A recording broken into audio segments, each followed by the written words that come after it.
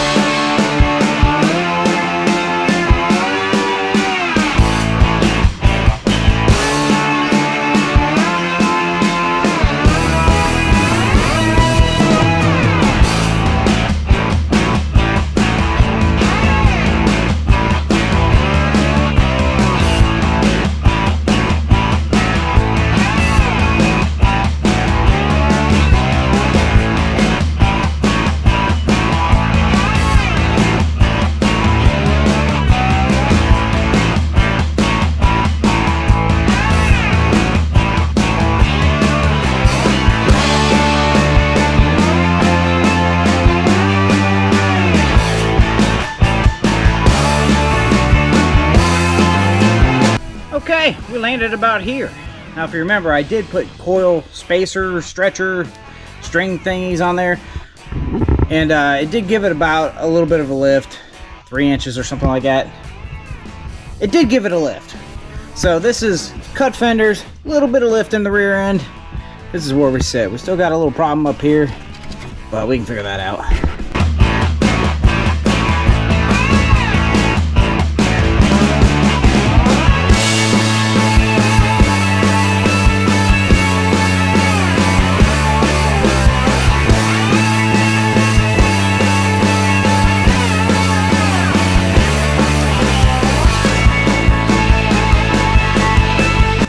Should be enough room.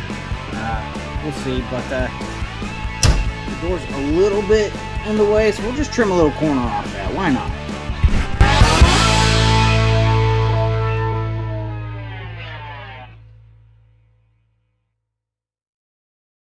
Now, of course, with these tires being wider, they might not fit inside. I do have a pair of these. I think they're 1-inch spacers. So if we have to use them, we will, but if not, I'd like to not use them. This thing's wide enough going through the trails, but we have them here just in case.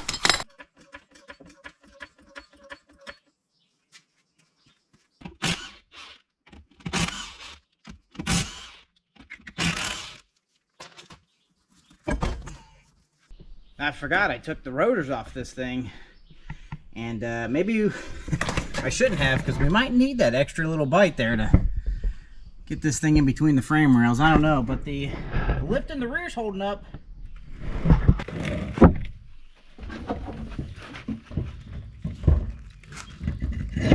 Ooh. Oh man, that might fit. Oh, it's gonna fit. Guys, it's gonna fit. Little sketchy up here. Might be a problem. We'll see.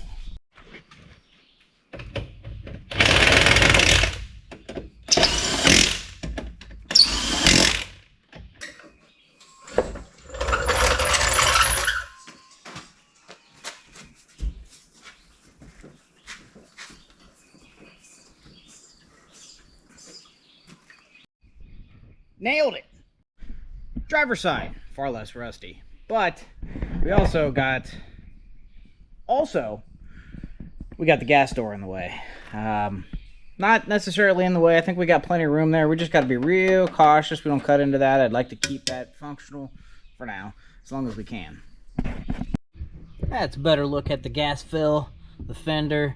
And if you see, get you in real close there, we still got a couple of inches we can trim off there. Just have to be real careful right around here. Yeah, we just missed her. Did pretty good over here. Over here we're having a little bit harder of a time because it's not all rotten like the other side. We'll get it though. I didn't get as far as I did on the passenger side over here. I'm going to try to hit it with a hammer a few times to see if we get enough room.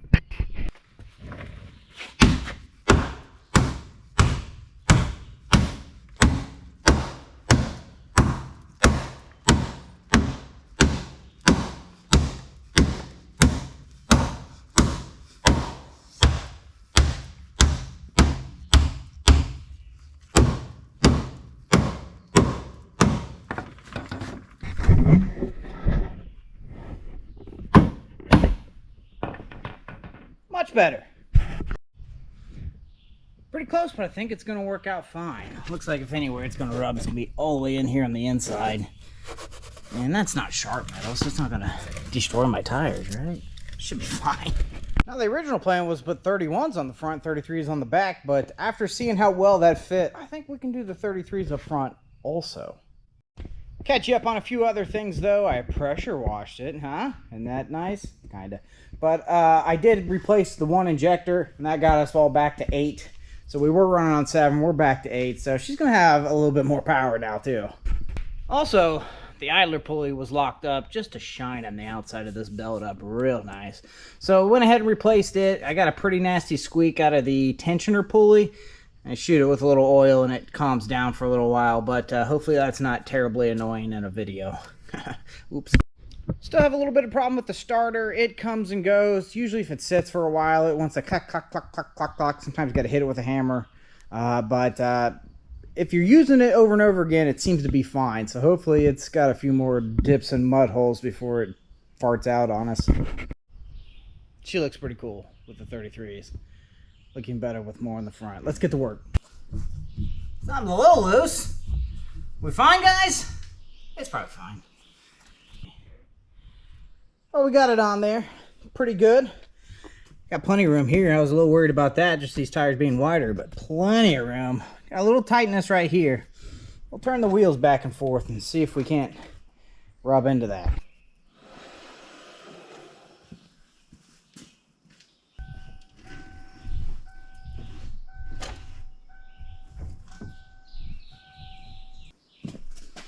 That seemed to be vent free. Go the other way.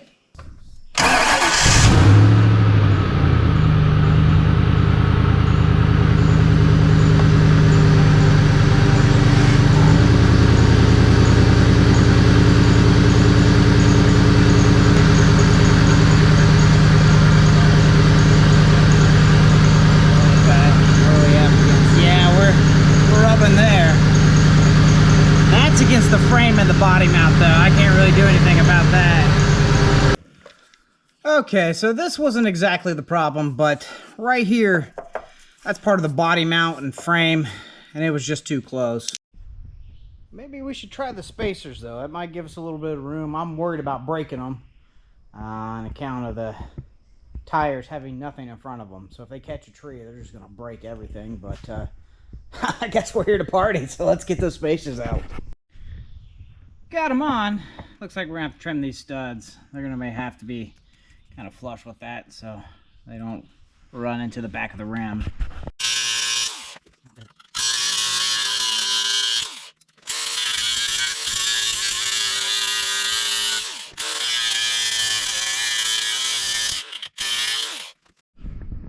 Okay, trimmed.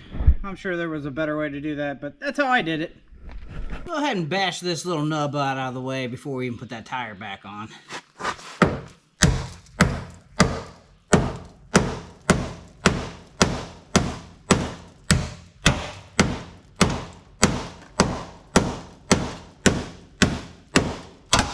Oh yeah. Oops, parts reinforced or something.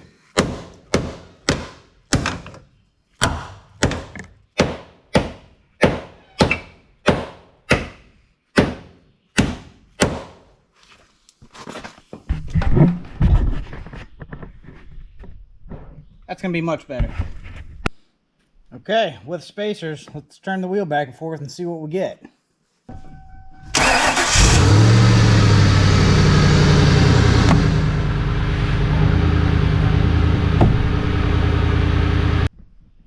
Well, wasn't enough, even with the spacer. Even with that lip beat in, it still wanted to grab it. Where'd it go? Here it is. And I got a little flap there. Oh, well, that happens, but I don't think I want to run it that way. Go back to the original idea. 31s it is. Alright, we got the 31 on there. It looks like we have plenty of room. Let's do one more check, though.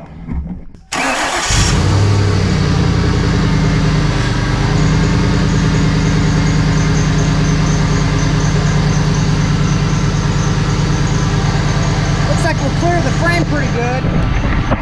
But we are into our water line right here. I think I can tuck that up a little bit better.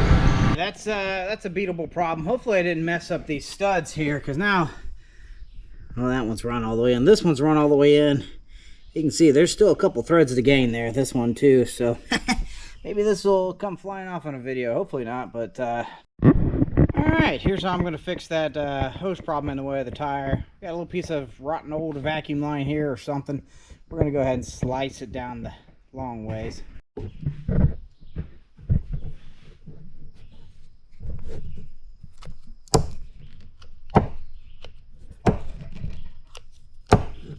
That's plenty. We don't need to go in that bend.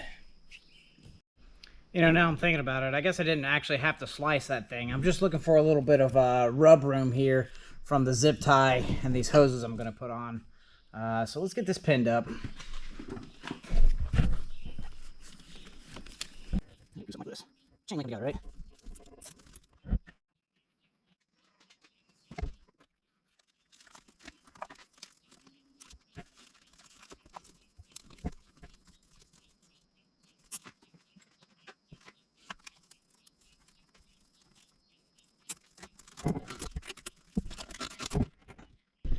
That's going to keep us out of the way there.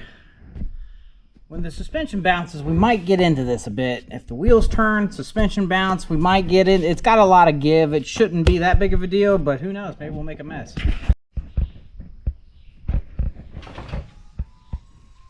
Well, it didn't break the studs.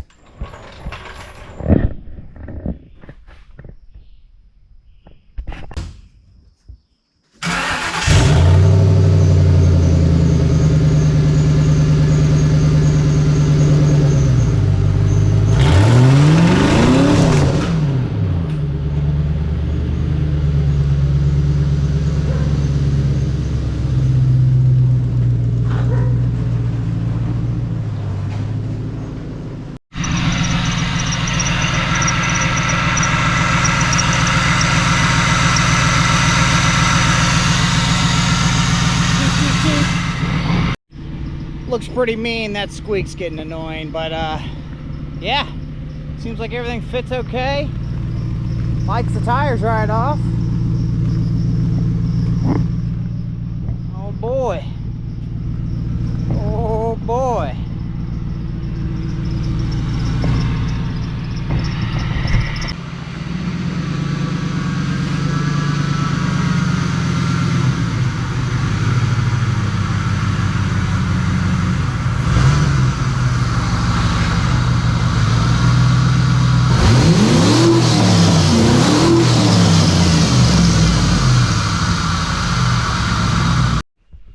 It's a different day.